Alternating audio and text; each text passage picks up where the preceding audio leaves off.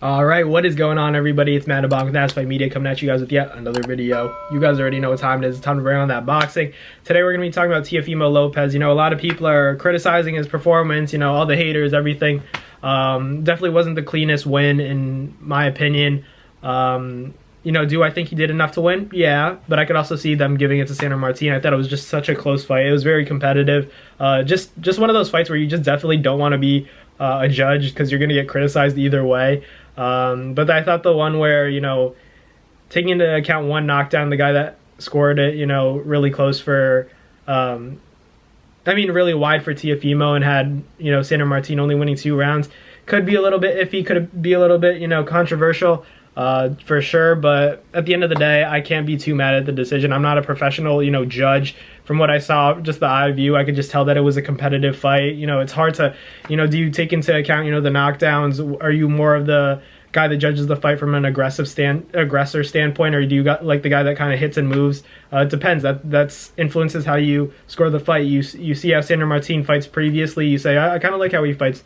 You're used to seeing Teofimo dominate, and it's the rounds are closer, so you give them to Martin. It's just too tough. So it's just definitely a tough night to make a decision in terms of scoring cards for the sport of boxing. But you know, you definitely didn't want to be a judge that night. You know, whether or not you had Teofimo or Sandor Martin, it wasn't a pretty fight to watch.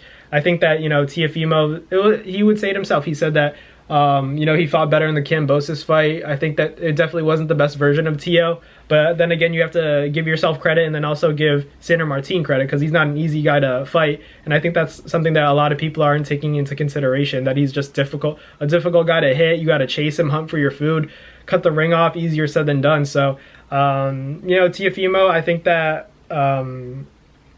it's just tough. It's just tough. You have to go back to the drawing board, make some adjustments. But a lot of people were saying that he has to change his trainer. He should get away from his father, stuff like that. It's hard for me to say how I feel about this just because I got to interview both of them in one fight week, and they both seem in great spirits. I thought that they were, you know, very confident going into the fight. They were excited to get back into the ring, you know, Heisman night, Madison Square Garden. You know, it was a great night of boxing with all the young prospects who were top ranked: Keyshawn Davis, Xander Zayas, Jared Anderson, you know, Tiger. There were a lot of guys on this card that made it, you know, an interesting night. A lot of them didn't have the outcomes that they necessarily wanted either. Teofimo being the main event, there was a lot of pressure on him. You know, taking into account that it was Heisman night, you know, everyone wants to see Teofimo. They expect a lot of him because he beat Lomachenko. I don't think it was his father's fault, to be honest with you. I think that Teofimo, you know, he was just off. You know, he was struggling, you know, getting into his rhythm. I think that, you know, it just wasn't a good stylistic matchup. I think that Teofimo Lopez, I thought, was giving the right instructions. He was, you know, begging Teofimo, saying like, "Come on, you have to fight," stuff like that. Make sure you use your jab.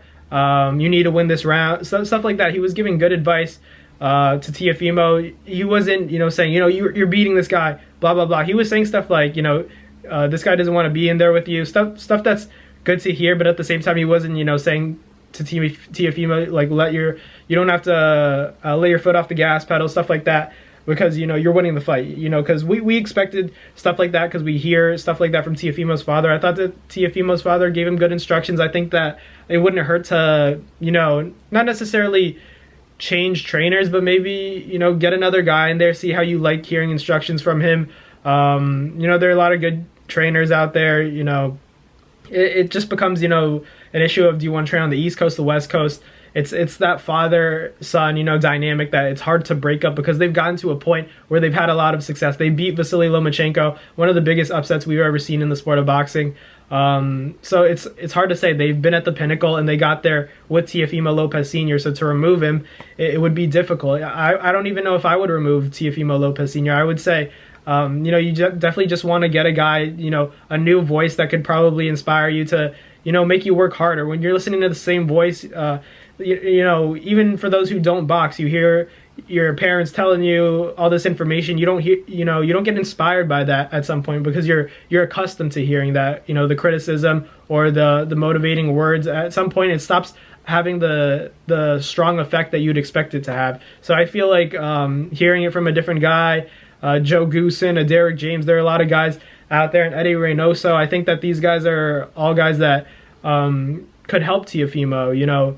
And I don't think he necessarily has to take his father out. That's a hot take. Everyone's saying Teo's pop's got to go. I disagree. I got to interview him. I think that he's a big part of Teofimo's success, and I think that Teofimo likes having his father there. And it could be harm taking him away. So I don't say remove him entirely. I say, you know, keep him, but maybe, you know, add to the team. You know, you can never have too many people.